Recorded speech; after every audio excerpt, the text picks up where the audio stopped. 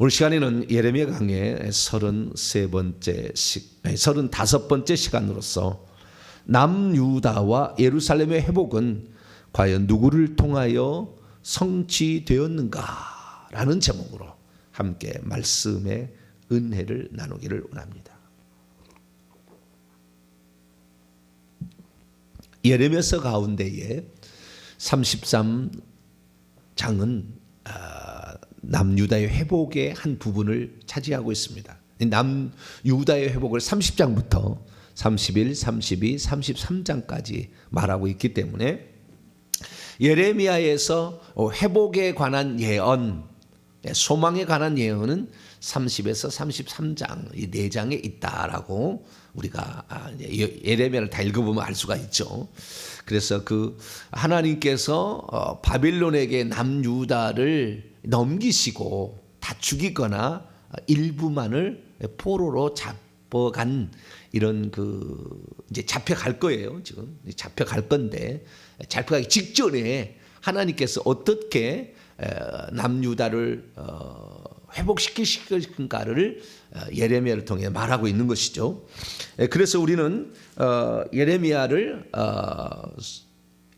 은사 가운데 파멸과 멸망을 뽑고 파괴하고 깨뜨리는 쪽에도 있고 심고 세우는 쪽에도 쓰신다고 이렇게 얘기를 하셨잖아요. 그래서 예레미야가 담대함의 이런 은사, 두려워하지 않는 은사가 있었는가 하면 그다음에 위로의 은사도 있었다라는 것을 우리가 알 수 있는 것은 이런 위로의 말씀들도 했기 때문에 그렇습니다. 자, 그러면 예레미야에 나와 있는 그 소망 그리고 위로 그다음에 회복의 결국의 끝은 무엇인가? 어떻게 그것이 될 것인가? 실제적으로 그것을 예레미야 33장에 이렇게 예언을 해놓고 있습니다. 그래서 남유다의 멸망과 결국에 남유다는 예루살렘의 멸망이고 예루살렘의 멸망은 예루살렘에서 더 이상 왕이 안 나올 것이고 제사를 못 드릴 거라는 거예요. 그러니까 하나님의 어떤 그 관점으로 보면은 우주 가운데 지구가 있고 지구 가운데에 이스라엘이 있죠. 이스라엘 중에 지금 남유다가 있는 것이고 남유다 가운데 예루살렘이 있는 것이고 예루살렘 안에 예루살렘 성전이 있는 거예요.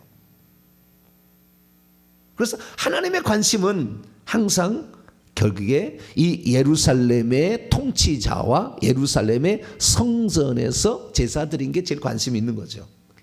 그러니까 오늘날도 마찬가지입니다. 하나님께서 이 우주를 다스리고 있는데 그 중에서도 가장 중요한 게 뭐냐면 인간 세계의 왕들을 어떤 왕을 세우느냐가 원래는 하나님께서 이스라엘은 신정국가였기 때문에 하나님이 왕으로 통치하시고 그리고 하나님께서 계시는 장소로서 성전을 이 땅에 두는 것이죠. 그렇기 때문에 오늘날에도 마찬가지입니다. 하나님께서 왕으로 통치하는 나라가 하나님께서 가장 기뻐하는 나라가 되는 것이고 하나님의 성전, 하나님이 계시는 장소 이것은 오늘날에 이제는 그것이 성전이 성막에서 성전으로 발전했다가 예수님의 몸이었다가 교회로 바뀌었지 않습니까? 고린도서 3장 16절에 너희는 하나님의 성전인 것과 하나님의 성령이 너희 안에 거하는 것을 알지 못하느냐. 그래서 오늘날에 하나님이 계시는 처소는 교회죠. 예배당이 아니에요. 예배당이 교회. 그러니까 예수 그리스도를 모시고 있는 인격적 성전을 가리키는 겁니다. 그래서 이 예수 그리스도를 믿는 그들이 어떻게 예수님을 대하고 있느냐에 따라서 영원한 우리 몸이 성전이 될 수도 있고 죽을 때 파괴되는 성전이 될 수도 있는 거죠.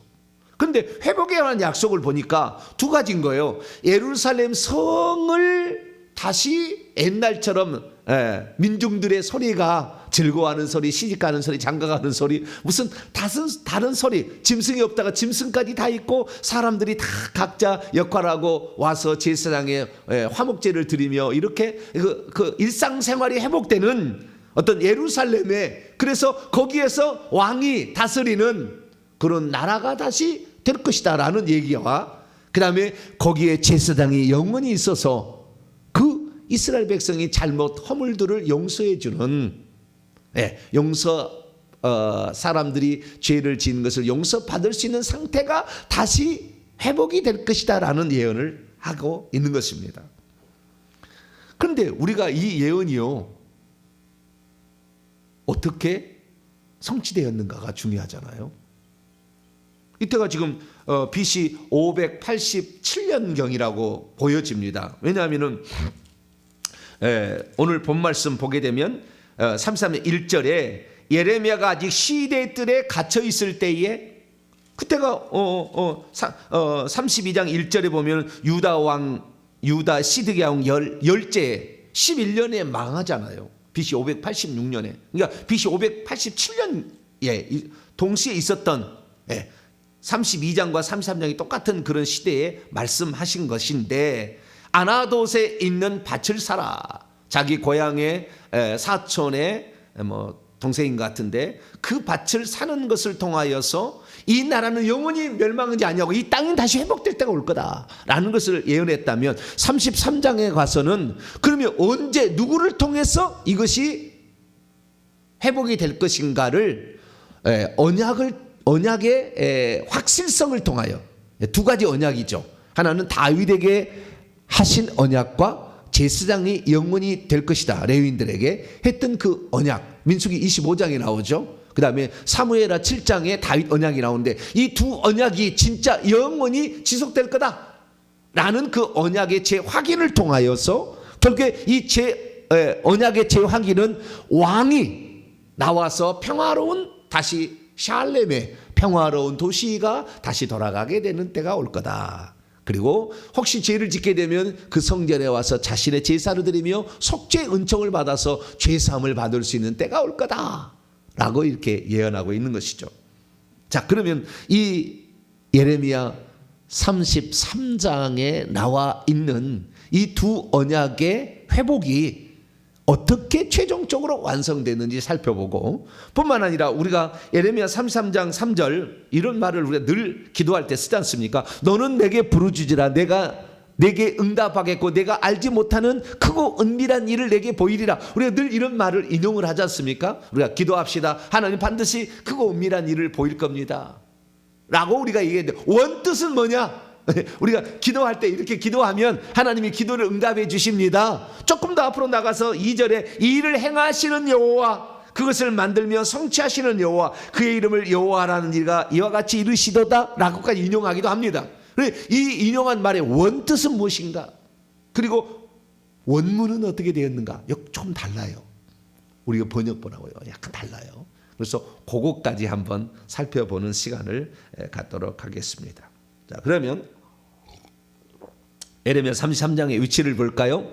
예레미야의 33장은 본론부 2장부터 51장까지 나오는 제2부 26장에서 45장까지 부분에서 중간 정도에 들어가는 거예요. 전반부 후반부 전반부 쪽에 속하는데 26에서 29장까지는 거짓 선지자들이 누군지에 대하여 하나님 통해서 쫙 얘기했지 않습니까? 내가 보내지 않은데 갖고 말하라고 하지 않은데 말하는 그 자들을 그걸 책망하는 것이고 30에서 33장은 선민의 회복에 관한 말씀입니다.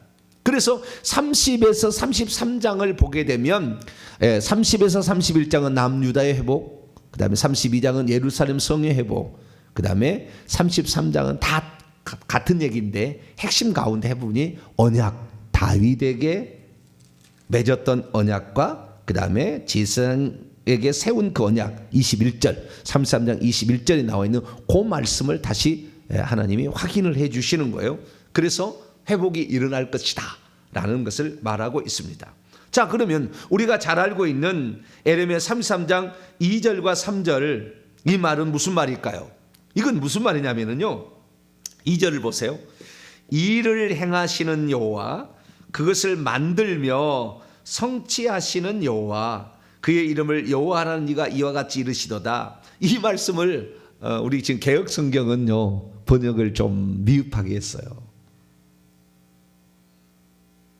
우리가 여기를 보면은 하나님께서는 새로운 일을 행하실 것이다 라는 느낌이 있잖아요. 그죠? 하나님이 그리고 그 이름을 여호와라는 것은 나는 스스로 있는 자다. 그것이 창세기 3장 14절 15절에 출애굽기 3장 14절 15절에 모세에게 나타나서 처음으로 가르쳐 준 거잖아요. 아하야흐라고 했죠. 제가 창세기 강에 나는 알파이시다. 예수님이 아들로 오셔서 오메가이시다. 그래서 나는 처음과 마지막이다가 하나가 돼서 한 분 하나님에 대한 설명이었다까지 제가 그때 얘기를 했는데요. 그러니까 모든 것을 시작하시는 하나님, 그분이 다시 완성할 거죠. 그래서 알파와 오메가, 처음과 마지막, 시작과 나중이라 마침이라 이렇게 얘기를 한 것이 바로 하나님이 자신을 소개하는 것입니다. 그러니까 내가 이 일을 시작했으니 내가 일을 마칠 거다라는 거예요. 그러니까 여기서는 정확하게 이해하자면은 이 일을 행하는 여호와가 돼 있지 않아요. 원문에 보면은 어떻게 돼 있냐면은 그것을 만드신 여호와라고 해야 돼요. 아싸라는 단어거든요. 행하는다는 말이 아싸인데 여기서는 일이란 말이 없어요. 원문에는. 그러면 앞뒤를 이게 보게 되면 결국에 이분이 행하실 것이 그 뒤에 보게 되면 그것을 행하시는 만드신 여호와, 그리고 그것을 만들매라는 원문을 보면은요, 만들고가 아니고 야차르입니다. 야차르는 빚다. 우리가 하나님께서 흙으로 사람을 빚으시고 근데 손으로 빚으신 폼을 형성하는 그 단어예요. 그러니까 앞에는 아싸 만들고 그 다음에 빚으신다라는 것은 창조에 관련된 말입니다. 없던 것을 시작하는 그 하나님에 관한 말이에요. 근데 번역을 하게 될 때에 이스라엘의 회복이라는 초점을 맞추다 보니까 다시 이런 회복시키는 일을 할 것이다라는 생각으로 번역을 하다 보니까 이렇게 번역을 조금 이런 식으로 해놨어요. 약간 해석적인 번역입니다. 원문에 보면은 창조의 어떤 새로운 일을 다시 시작하신다라는 의미예요. 이 의미가. 그래서 여기에 보면은 그 일을 행하시는, 그러니까 그것을 만드시는 여호와, 그것을 빚으시며 그 다음에 세우신, 여기는 쿤이거든. 쿤 성취한다는 말이 그냥 어치브가 아니에요. 성취한다는 말이 아니고요. 세운다, 빌드, 세우다. 세우다라는 말이에요. 그래서 하나님께서 어떤 것을 만드시고 어떤 것을 빚으시며 그 다음에 어떤 것을 세우시는 일을 하실 거다. 그런 의미입니다. 그런데 그분이 이름이 여호와라고 했기 때문에 그분은 창조주다. 그분은 시작하시는 분이다. 그래서 시작하시는 분이 반드시 마칠 것이다 라는 것을 암시하고 있기 때문에 창조주이자 전능자이신 하나님이 이 회복을 하실 것이다 라는 말의 포인트가 여기에 들어있는 것입니다. 그러니까 하나님만이 이 모든 것을 시작하시고 다시 창조하시고 새롭게 하시고 세우시고 이렇게 할 수가 있다라는 말을 이 33장 2절에 얘기하고 있고요. 그러면 그렇게 하나님이 다시 새로운 회복의 역사를 일으키실 것인데 그때 우리 인간은 어떻게 해야 되느냐 이거예요. 가만히 있으면 하나님 다 하실 거냐? 그게 아니라는 거예요. 그것이 3절입니다. 3절은 뭡니까? 너는 내게 너는 누굽니까? 예레미야에게 하는 얘기죠. 너는 내게 부르짖으라. 우리가 요한계시록 2장 3장에도 에베소에 있는 사자에게 편지하라 이렇게 얘기하지 않습니까? 그 사자는 단수예요. 근데 오늘날 에베소에 그 편지를 보내라 할 때 에베소에 그러면은 그 주의 종만 그 말씀을 드려야 되느냐?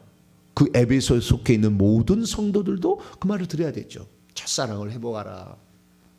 그렇지 않아요? 그렇게 이기는 자가 돼야 하나님 낙원에 있는 생명나무의 과일을 먹게 하리라.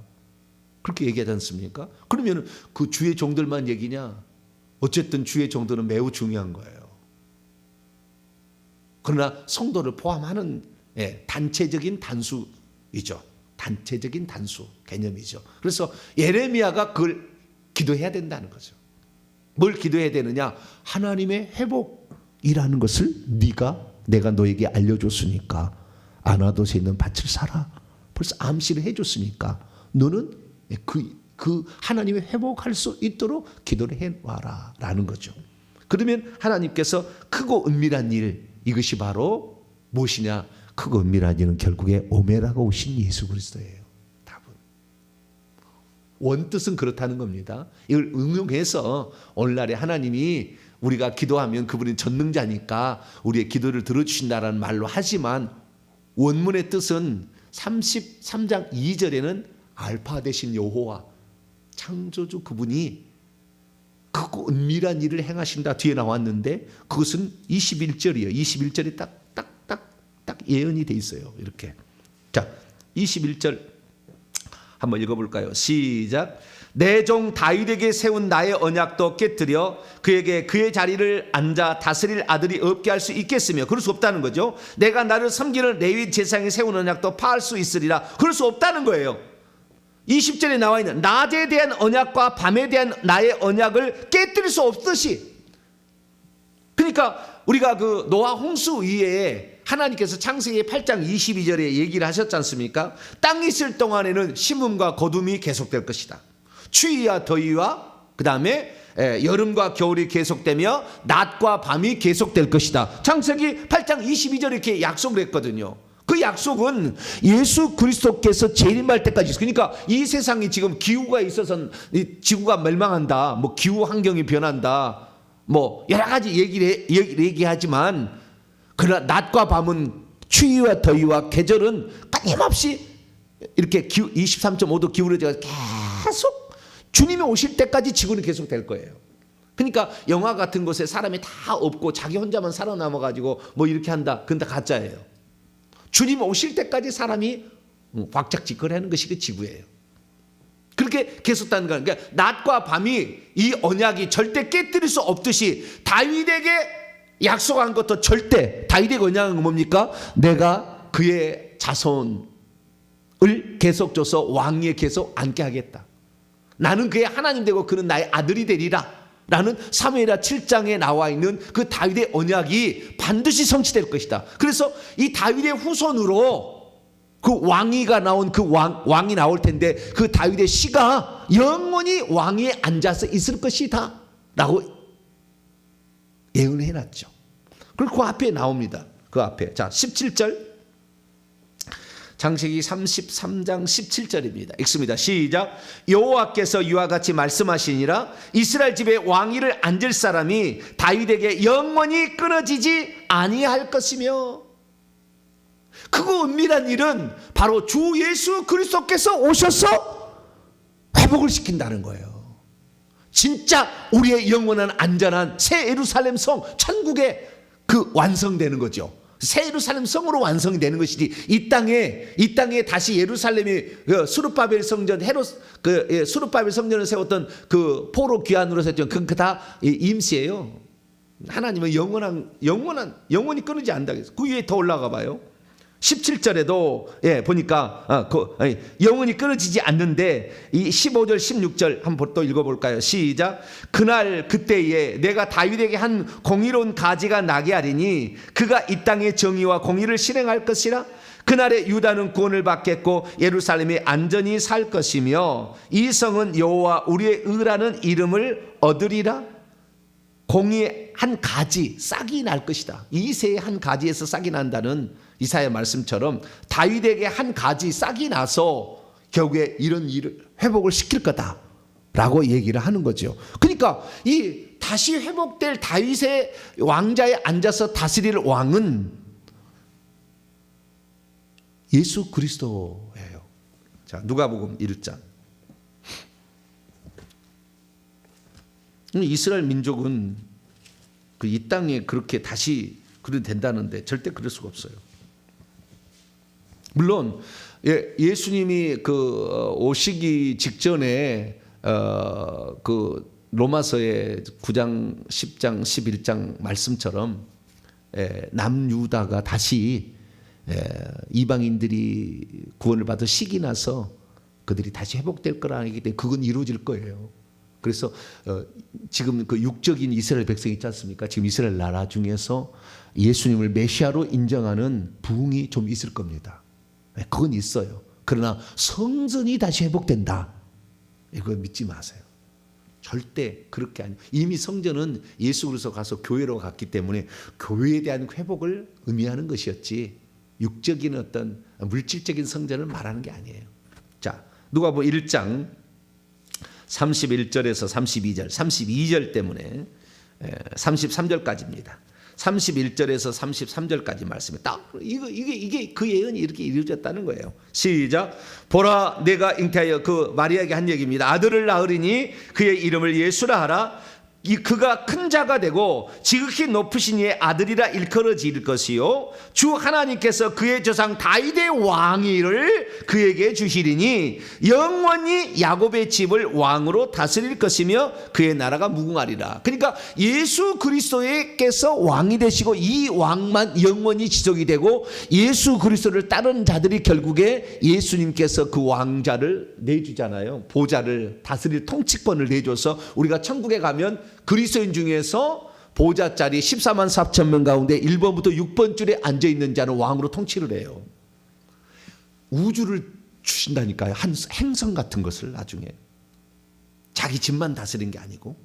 그래서 그런 그 예수 그리스도를 통해서 이게 회복이 되는 것이지, 실제적으로 육적인 이스라엘 민족을 통해 예레미야 33장의 예언이 성취되지 않았어요. 왜? 단 한 번도 다윗의 후손 가운데서 왕이 태어난 적이 없었거든. 세워진 적이 없었거든. 포로 귀환해가지고 다시 왕국을 세우지 못했어요. 한 번도 왕이 없었어요. 어디에서? 다윗 안가에서 왕이 없었다는 거예요. 그건 이미 하나님이 예언을 했지 않습니까? 예레미야 23장 그 고니야 때, 여호야김 때에 그 여호야김 22장 예레미야 22장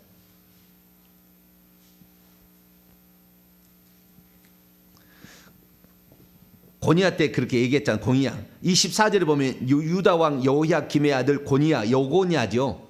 그게 여호야긴이라는 왕인데, 김의 아들.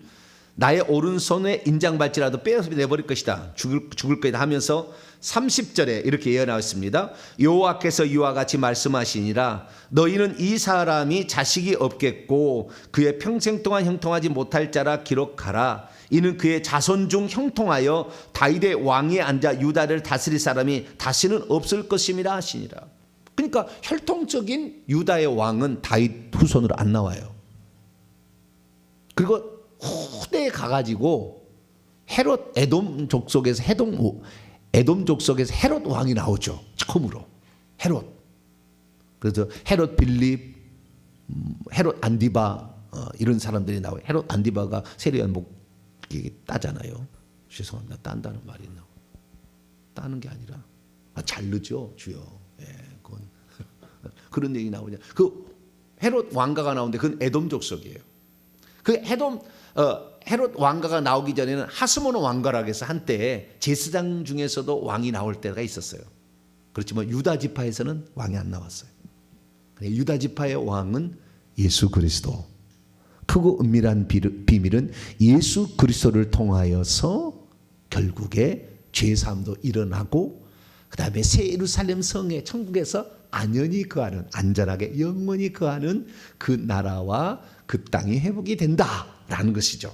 다시 예레미야 33장으로 넘어와서, 그래서 이 8절에 보게 되면, 8절과 9절을 보게 되면 하늘에서 새 예루살렘 성으로 완성이 되는 거지, 이 땅에 예루살렘 성으로 완성된 게 아니다. 근데 이 땅에 그 예루살렘이 완성이 될 것이고 그 안에 성전이 세울 것이라고 생각하는 어리석은 사람이 지금도 있어요. 근데 그것은 육적인 것이 아니라 영적인 것임을 우리는 알아야 된다는 거죠. 자, 8절 9절을 볼까요? 시작. 내가 그들을 내게 범한 그 모든 죄악에서 깨끗하게 하며 그들이 내게 범하여 행한 모든 죄악을 사할 것이라. 이 성읍이 세계 열방 앞에서 나의 기쁨이 될 것이며 찬송과 영광이 될 것이요, 그들은 내가 이 백성에 베푼 모든 복을 들을 것이요, 내가 이 성읍에 베푼 모든 복과 모든 평안으로 말미암아 두려워하며 떨리라. 그러니까 이것의 완성은 이 땅에서 완성이 아니고 하늘에서의 완성이죠. 그래서 예수님이 정확히 얘기했지 않습니까? 자, 요한계시록 22장. 그러니까 성경을 다 알아야 돼요. 성경을, 이 구약 성경만 갖고 있는 이스라엘 백성은 이 땅에 예루살렘 성이 회복되고 이 땅에 성전이 회복되고 뭐 왕이 회복되고 제사장이 회복되고 그런다고 해가지고 뭐 핏줄을 찾고 뭐 그러지만 쓸데없는 이야기죠. 끝났습니다. 이 이스라엘 백성이 필요한 것은 메시아 다윗에게 가지가 나는 그것 때문에 멸망 안 시킨 거예요. 멸망시켰어야 돼요. 진짜 죽여버렸어야 돼. 근데 그 약속 때문에 이스라엘 민족을 살려줬는데, 그래서 진짜 그 약속으로 예수님 오셨는데도 이스라엘 민족 몰라고 예수님을 죽여버리잖아요. 그러니 하나님이 가만두겠습니까? 그래서 없애버린 거예요. 그러나 그 메시아를 탄생하기 위해서 그래도 수고한 노력이 있기에 조금 긍휼을 베풀어서 마지막에 그래도 조금 예수님을 믿고 천국 가는 사람을 만들어준다. 그것이 마지막에 회복이다. 이스라엘에. 그 정도 알고 되겠죠. 자, 요한계시 22장 16절입니다. 정확히 얘기합니다. 내가 바로 그 예레미야 33장에 예언됐던 다윗의 가지다. 정확히 다윗의 뿌리다. 다윗의 후손이다. 정확히 얘기를 하는 거예요. 16절입니다. 16절 시작. 나 예수는 교회들을 위하여 내 사자를 보내어 이것들을 너희에게 증언하게 하였노라. 나는 다윗의 뿌리요 자손이니 곧 광명한 새벽별이라 하시더라. 예수님은 유일하게 인간의 이름을 자신이 누구다, 나는 뭐뭐이다 라는 말에 사용하는 유일한 게 다윗밖에 없어요. 나는 다윗의 자손이요 다윗의 뿌리다, 유일하게 사용한 인간 이름이에요. 왜? 이 땅에서 왕으로서 이스라엘 나라 가운데 39명의 왕이 있었는데 그 중에서 가장 하나님 마음에 합했던 왕이 다윗 왕이거든. 신정국가 중에서 가장 그래도 하나님 마음에 흡족한, 하나님을 대리해서 통치했던 왕 다윗 왕. 그리고 그 다윗 왕 때문에 너무 하나님이 기뻐가지고 성전을 짓게 지어주겠다 해가지고 네 자식들에게 내가 왕통이 끊어지지 않게 하리라 하는데 결국 20번째 끊었지만, 그래서 실제적인 그 예수님의 그 성취는 육적인 이스라엘이 아닌 예수님의 성취로 영원한 메시아, 영원한 왕. 그래서 요한계시 19장 16절에도 그분의 이름을 만왕의 왕 만주의 주라 일컬은다 이렇게 얘기하고자 하잖아요. 예수님이 이 땅에 탄생할 때도 마태복음 2장 2절에 동방박사들이 와가지고 유대인의 왕으로 태어나신 이가 어디 계시느냐. 예수님이 돌아가실 때 신문할 때도 그 빌라도가 네가 왕이냐? 그 물어보잖아요. 네가 말하였느니라. 나는 그러나 이 세상에 속하는 왕은 아니다. 내 나라가 만약 이 세상에 속하였다면 내 종으로 하여금 싸워서 이기게 했을 것이다. 나는 하늘과 땅의 왕이다. 나는 영계의 왕이고 우주의 왕이고 모든 만물의 왕이다. 주님이 그렇게 얘기하셨잖아요.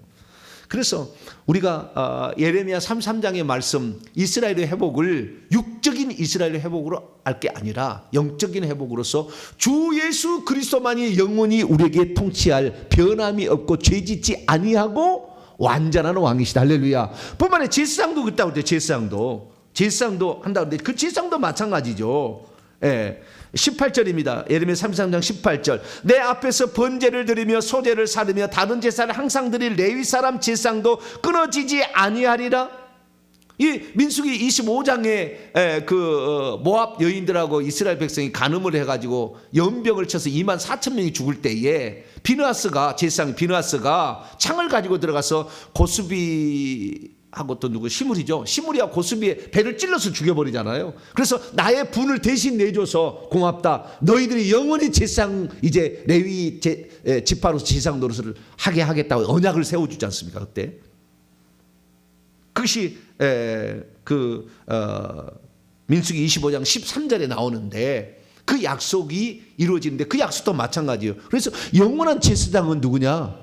제사장은 회복이 됩니다. 포로 귀환해서 제사장들은 회복이 돼요.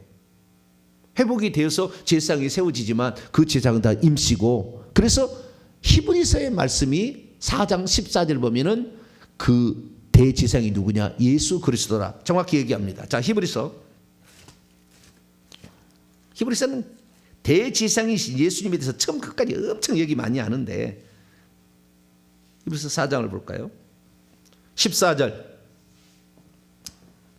읽습니다. 시작. 그러므로 우리에게 큰 대제사장이 계시니 승천하시니 곧 하나님의 아들 예수시라. 우리가 믿는 도리를 굳게 잡을지어다. 하나님의 아들 예수님이 영원한 제사장이죠. 예. 그래서 이 다윗에게 세운 언약과 제사장들 레위인들에게 세운 언약의 성취는 예수 그리스도로. 그래서 예수님이 메시아죠. 왕, 제사장, 선지자. 이 세 가지 직분을 동시에 갖는. 네. 그래서 이 두 가지가 성취가 되는 것이죠. 그 두 가지 성취가 되고 선지자라는 것은 예수님이 이제 오셔버리고 완성되면 선지자는 직분은 필요 없죠. 그래서 천국에 가면 이 하나님 예수님이 왕과 제사장의 직분을 갖고 계시는데 이 왕과 제사장의 직분을 주님의 뜻을 이루는 성도들에게도 일부를 허용을 하시죠. 그래서 이 요한계시록에 보면은 왕노를 하는 것을 보좌를 원래 예수님만 하나님 보좌 한 개였는데 24보좌로 나눠주고 14만 4천 명의 보좌를 나눠주죠. 그래서 왕으로 통치할 수 있도록 이렇게 해준 거요. 제사장이라는 것은 하나님을 섬기는 건데 예수님이 한 분 하나님이시지만 하나님 아버지를 섬겼죠. 네.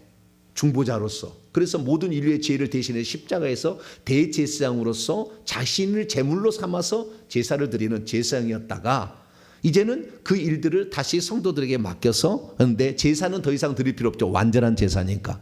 그래서 요한계시록 5장에 보면은 그 제사장들은 검은고를 붙잡고 한 손에는 검은고 한 손에는 금대접을 갖고 있다. 금대접은 기도의 향이고 그 다음에 검은고는 찬송을 하는 거다. 그래서 우리가 천국에서 제사장으로 섬긴다는 것은 하나님을 영원히 찬양하고 예수 그리스도의 재림 때까지 기도하는 일을 이것은 재림 때부터 끝나요. 그래서 영원한 제사장직은 찬양하는 거예요. 그래서 주님께서 찬양을 그렇게 기뻐하는 겁니다. 찬양을 그렇게 기뻐해요. 그래서 천국에서 성가대가 있다는 거 아니에요. 성가대가.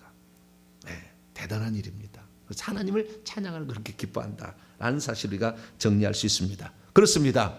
자, 우리가 이 예레미야 33장의 예루살렘 성의 회복, 예루살렘 성은 결국에 왕이 다시 그 예루살렘을 다스린다. 제사장이 제사를 성전에 드린다라는 거였는데 그것은 예수 그리스도로 말미암아 되어졌고 그것을 결국에 성도를 통해서 오늘 하게 하십니다. 오늘 우리가 예수 그리스도를 믿고 하나님의 자녀가 되었으면 우리는 왕 같은 제사장이 되는 것이죠. 다는 아니겠지만 그러나 일부를 우리가 차지하게 되는 거니까. 그래서 우리가 예수 그리스도로 말미암아 되는 줄 믿고 예수 그리스도만을 의지하길 바라고 예수 그리스도만을 사모하시길 바랍니다. 자기가 왕이라고 하고 자기가 제사장 돼버리면은 이재로 이만희 안상홍 이렇게 돼버려요. 네. JMS 이런 사람 자기가 왕이라고 해. 자기가 마음대로 거들여 그래요. 막 여자고 뭐고 막 이렇게 돼버려. 이게 완전히 마식한 거예요. 우리의 영원한 대제사장이자 영원한 왕은 예수 그리스도뿐이고 우리는 다만 그분의 도구다 이렇게 생각하시고 그분만을 섬기며 그분만을 자랑하고 그분만을 높이게 되기를 간절히 바랍니다. 거룩하신 하나님 감사합니다. 우리가 속죄는 예수 그리스도를 통하여서만 이루어지고 우리가 온전한 우리 영역이 다 통치를 받아서 악한 영으로부터 해방받을 수 있는 것은 예수 그리스도를 통해서만 이루어진 줄로 믿습니다. 나의 영원한 왕이시고 나의 영원한 대제사장이신 주님을 찬송드리며 이분만을 끝까지 의지하고 부인하지 않고 섬기는 저희들 되게 해 주옵소서. 우리 주 예수 그리스도의 이름으로 기도하옵나이다.